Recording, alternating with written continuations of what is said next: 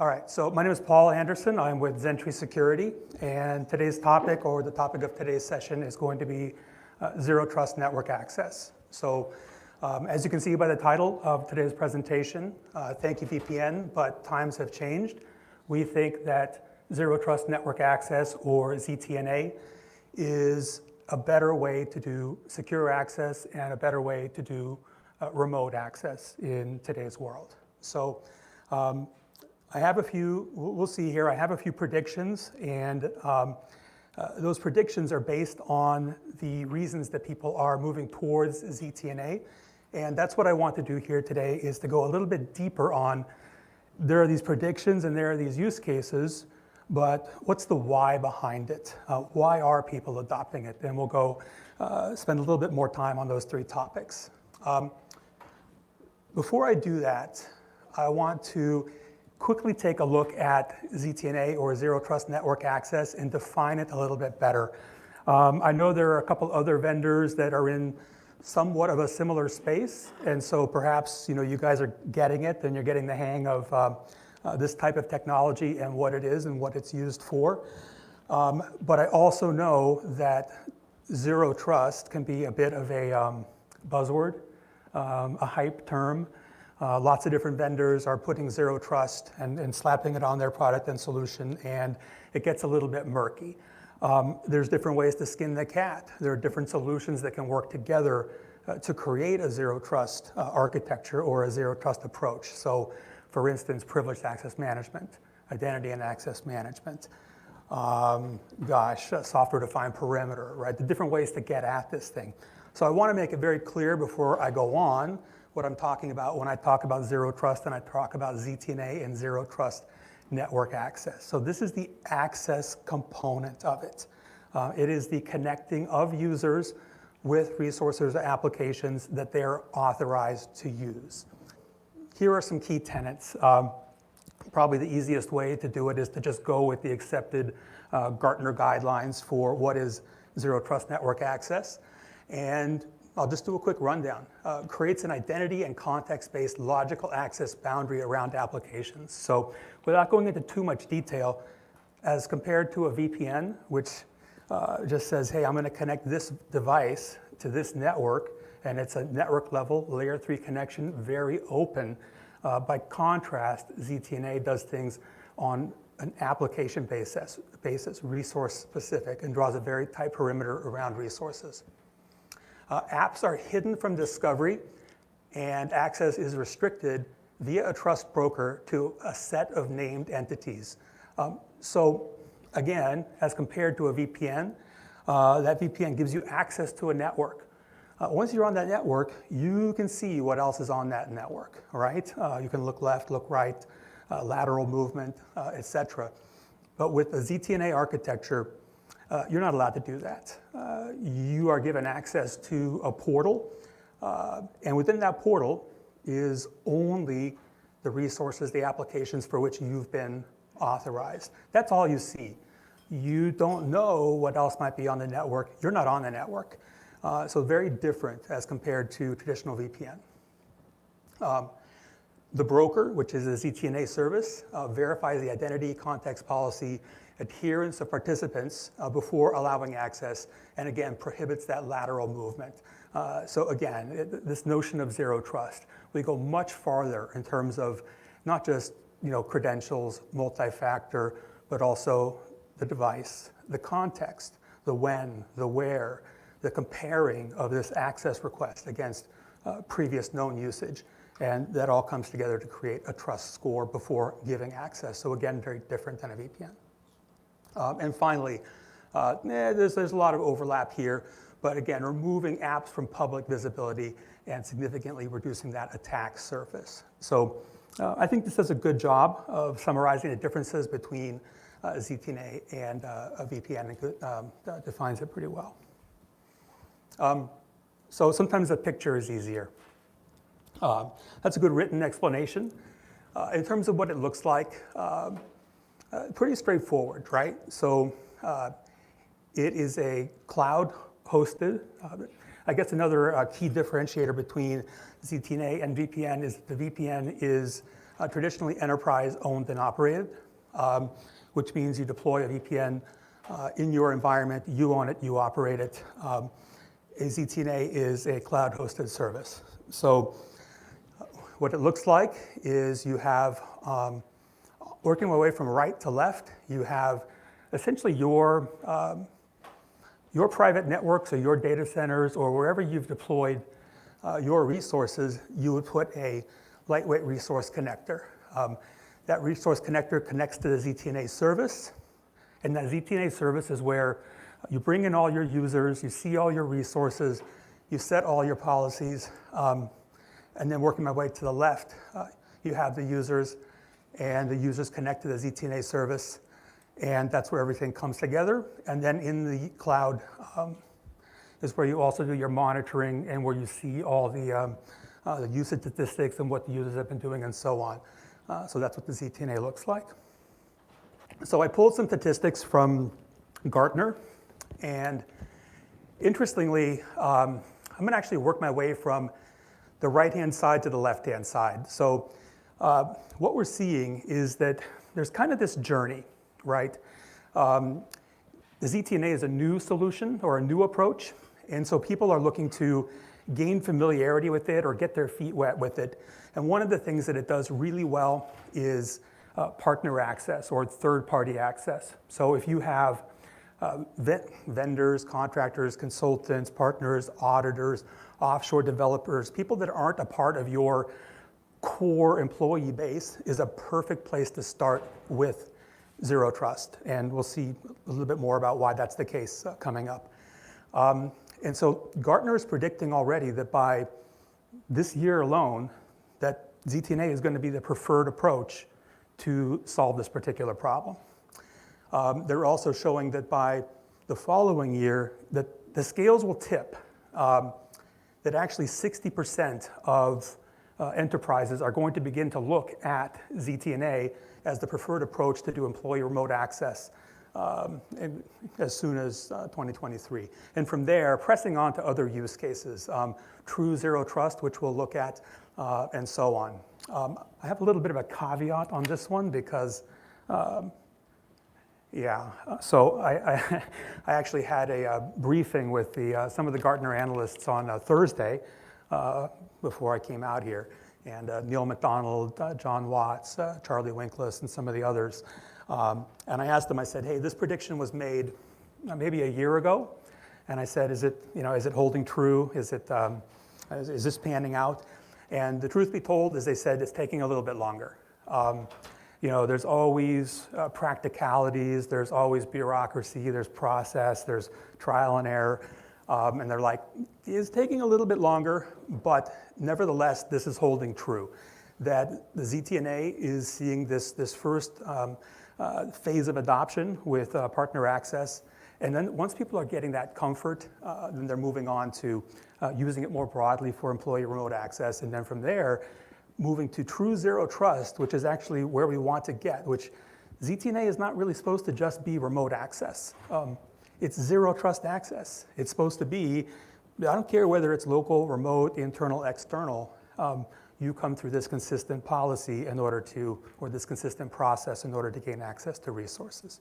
So the premise of the session today is, okay, kind of makes sense. It's encouraging for us. We're obviously in the ZTNA business, and we like this, but why, right? Why is this being preferred to a VPN for these particular use cases? So that's what I want to do. I want to spend just a little bit of time on each one of them. So the first one here, this one relates to that 80% that we're seeing just in this year alone, which is third-party remote access. This could be for partners, consultants, auditors, developers, et cetera. The second use case I want to look at, the why, is employee remote access, right? This is the COVID, the pandemic, the ramping of the need to support work from home, employee remote access. So we'll take a quick look at why ZTNA is better than VPN for this use case. And then ultimately, like I said, Zero Trust network access.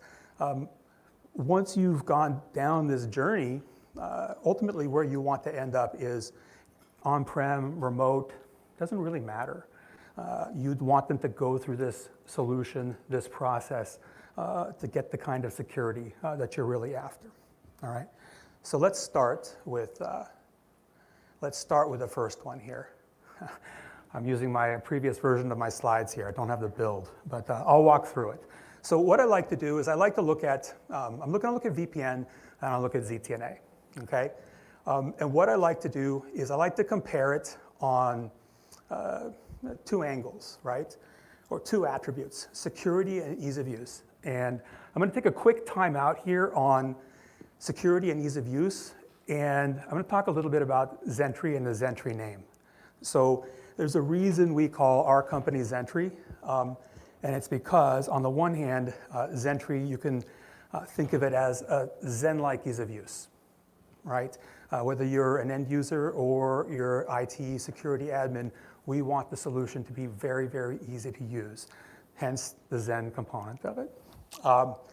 But Zentry sounds a lot like sentry, like a gatekeeper, like a guard to protect. So really that's what our company is, Zentry. Better security, but at the same time, better ease of use. And we try to capture that.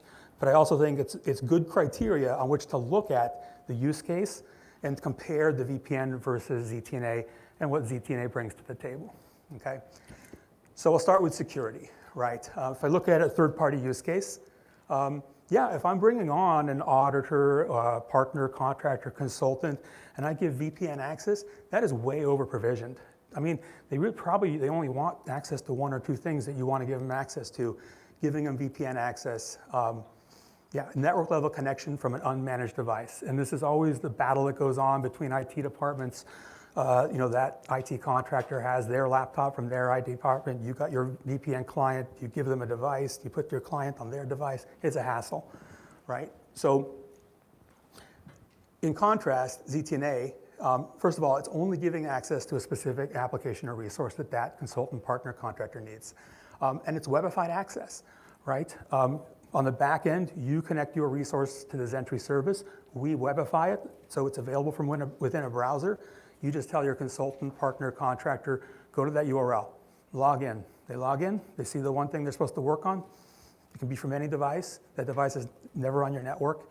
It works out perfect. It's one of the reasons why you're seeing that very, very rapid 80% adoption for ZTNA within this use case. From an ease of use, right, with the VPN, you have to issue loaner devices. Like I said, install VPN client on these untrusted partner devices. With ZTNA, yeah, you just issue a simple web URL, and there's no IT or VPN client conflicts whatsoever. Super straightforward. So to reiterate, like sometimes it seems daunting. I've got this firewall VPN way of doing things. I know I should probably look at Zero Trust and ZTNA. It's hard to just replace one with the other. How do I get my feet wet? How do I build confidence? Yeah, use a use case like this. It's perfect. Yeah, you get some experience on it, you get comfort with it, and then you can move on to this next one here.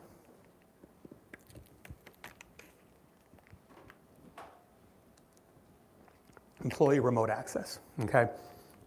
So I kind of make the point here, there's a reason why using ZTNA for employee remote access is not far behind the third-party access use case, right? And I use the example of COVID-19 pandemic and when this whole thing started 18 months ago, 2 years ago, whatever it's been now. Let's say you're using a traditional firewall VPN approach and it's not the best from a security standpoint. You know it's a little bit over-provisioned. It's also not the best in terms of having to deploy it. You know that yeah, it's a pain to issue a device, to install all this endpoint software, make sure it all works together. Yeah, but you know what? I'll struggle through it. But with COVID, all of a sudden you had to do many, many, many more users, right? Now, from a security standpoint, where you were a little bit more comfortable with the VPN, having to scale it, you lose track of it, right? So from a security perspective, you're like, from a ease of use or deployment, you know, what was somewhat a pain but manageable with the VPN, you have to do many, many, many, many more. All of a sudden it becomes unmanageable. So there's a reason why that COVID-19, the pandemic, became a catalyst for ZTNA adoption, because Number one, it's cloud-based, it's software-based. I don't have to go out and put hardware into data centers I couldn't even get access to, right? But number two, way more secure. Number three, way easier to deploy. And so you can see that it just becomes a much, much better solution that's much, much better matched for today's world. So if we look at the slide, again, I'm going to use the same criteria. I'm going to compare the two solutions. Yeah, from security, right? Like we talked about, too many holes in the firewall. Those are network level connections from devices that have an IP address that you're bringing onto your network. You've got thousands of those holes now, right, that you now have to monitor. In fact, those endpoints are in scope for compliance. They're on your network. You have to account for them, right? Each connection is an attack. See, it's a two-way street, right? So each time you deploy a VPN connection, it's a network level connection with a chance for data to go out and an attack to come in, okay? If we compare, with ZTNA, no layer 3 connection. There's no layer 3 connection. So we don't do, ZTNA does not do connections to a network. It's connections to specific resources. Devices are not on the network, and this significantly minimizes the attack surface. So if we think about that, right, the way I talked about the diagram earlier, you configure the resource connectors wherever you've got resources, wherever your networks are, public cloud, private, doesn't matter. Those connect to the Zentry cloud, ZTNA cloud service, right? And from there, you selectively control and webify these applications and resources for access. So the security is much better. Ease of use, with the VPN, again, install, maintain, troubleshoot VPN client, train users how to launch these things. This is what we call, again, talking to some of the Gartner folk, they call it the agent wars. Because there's all these things that go on this managed device, the VPN client, different kinds of endpoint security. These things are constantly being revved and changed, and they conflict, and one causes the other to break. You got to fix it, go back, whatever happened. Hey, there's a new OS on the device that changed everything. It's a pain, right? Now, looking at the ZTNA, it's just it. You forget about all the agent wars. There's nothing to install. You don't have to worry about conflicts. You just go to a ubiquitous web, Chrome, Safari, whatever it is, and log in. No training required. Super simple. So yes, is it a bigger commitment than third-party remote access for contractors, partners, consultant, vendor, auditor? Yeah, this is a bigger commitment, a heavier lift. You're talking about the solution you're going to use for remote access for your organization, but it's a better solution. So again, it's this journey, right? Start with perhaps a smaller one, a third-party remote access use case. If you like it, you get comfortable with it, you understand the benefits of it here, then on your terms, start to look at ZTNA. And again, it's nothing much. You just go back to the cloud vendor and say, hey, I'd like to expand the number of users here. Pull them in from like whatever directory, IDaaS, LDAP, whatever, doesn't matter. Most of the ZTNA vendor can support any of these integrations, and just super simple. So let's move on to the third one. Nirvana. All right. This is the third step, all right? But ultimately, I think it's where we want to go. I mean, the whole point of ZTNA, the whole point of Zero Trust Network Access is not just this old thinking of just VPN or remote access. Ultimately, Zero Trust means you're kind of treating everybody the same, right?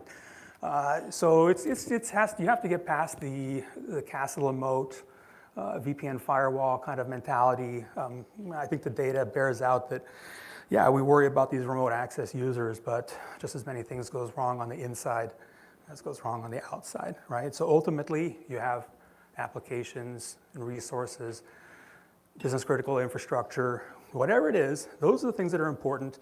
Draw a tight perimeter around that, and then you connect the user with that if they're sufficiently trusted, right? And that's it. Now, whether you're remote or local simply becomes one more criteria that you would look at. So the thing is about VPN versus ZTNA, and so far we've been talking about VPN versus ZTNA for remote access, whether that be third-party remote access or employee remote access, et cetera. But VPN was never going to give you a path to this third one. By definition, it's this remote access type solution. So it was never going to get you to true zero trust. And so that's the third leg or the third step of the journey, is to have a solution that's better for those other two, but gives you the path to this ultimately and allows you to do it on your terms when you're ready, right? So let's take a look again, same criteria, right? We're going to compare the two solutions, security and ease of use. So yeah, if you look at VPN here, it's this traditional castle and moat approach. It's this implicit trust, the people that are inside, that are on your network, and it's incorrect, right? That's given to these on-premise users. Whereas if you look at ZTNA, yeah, it's a logical boundary for the applications, resources, pieces of infrastructure, et cetera. And identity and policy and context govern everything, whether it be remote or on-prem. You're going to go through this consistent process. Ease of use, again, yeah, VPN, I mean, yeah, there's like cloud VPN, I suppose, but really it's this older way, right? It's this enterprise-owned and operated, static, monolithic VPN. You got to put them in all the networks where you need them and that kind of a thing. Whereas you look at ZTNA, it's SaaS, right? I don't have to worry. That's that lightweight resource connector that I talked about earlier that goes wherever you might happen to, whatever private network you might happen to have resources. That resource connector is automatically updated. That just gets an automatic update from the cloud service. You never have to worry about anything. So you just log in to the ZTNA service, right? Easily connect Zentry to any data center or cloud. So that's it. Like if you wanted to have resources in some other data center with a VPN, yeah, I got to go install a VPN there, et cetera, et cetera. With ZTNA, it's a very simple, lightweight resource connector. It gets installed, dials back home to the cloud service. It's available for you to configure policies and users. And all right, I think I'm getting closer to the end here. But just a little bit of hopefully you can see most of the stuff I've been talking about, this type of technology, type of service that Zentry is offering, right? So we're a ZTNA vendor. And just very quickly, these are the kinds of things that you're going to find in the product, right? So it's a very simple user experience. It's browser-based. You just browse to URL, log in, you see the resources for which you're authorized. Multi-factor authentication, so we integrate with and collaborate with almost every single type of AAA, IDaaS, MFA, anything like that. End-to-end encryption, latest TLS, SSL ciphers, single sign-on for ease of use, policy enforcement. This is huge, but we make it very simple. Application-specific access, no networks, always on, any type of resource. So this is one of the things that I like to emphasize because we don't give access to networks per se. We have to be able to support almost any kind of resource on the back end. It doesn't do much good to say, okay, we're not going to do network level access. Well, I got these certain kinds of homegrown app, custom app, internal app, some things that are a little bit trickier, and you've come to find out that you can only support some very simplistic applications. For ZTNA, it is important to be able to support a wide range of back end resources. Again, to include specific pieces of infrastructure, firewalls, routers, switches, servers, storage, being able to webify and provide access to that, not just for typical remote access use cases. We have some very interesting stuff that we do around passwordless and transit authentication. I'm more than happy to talk a little bit more about that if you come visit us. And of course, finally, auditing, reporting, analytics, anomaly detection to be able to see what's going on. So all that's rolled into Zentry. But again, keeping it simple, the pricing, the deployment, everything is super, super simple. One thing I wanted to just touch on here before we see if there's any questions is just a quick summary of this. I was going to change this title to Journey to ZTNA, but just to summarize what I talked about, ZTNA adoption rapidly growing and here to stay, displacing VPN as solution of choice for third-party access, then employee remote access, and ultimately zero trust access. Why? Yeah, better security, better ease of use, cloud readiness. These are some of the key drivers. And we did something just for this show. We call it a buyer's guide, a bit of a checklist. So if anybody is considering this type of solution, this is a document, you can just download it. And it's kind of got a 1 through 10. Make an informed decision type thing. So multiple vendors, offering some similar services, but these criteria is going to hold true no matter who you're looking at. So take a look at that, and then that's it. We have a little setup here on the other side, and we can demo both the user interface, admin interface, and I think the point of that. Number one, you can ask about different use cases and applications, but you can also kind of just see firsthand how easy and how simple it is to configure, to use, et cetera, et cetera. And yeah, I think that's it. Thank you.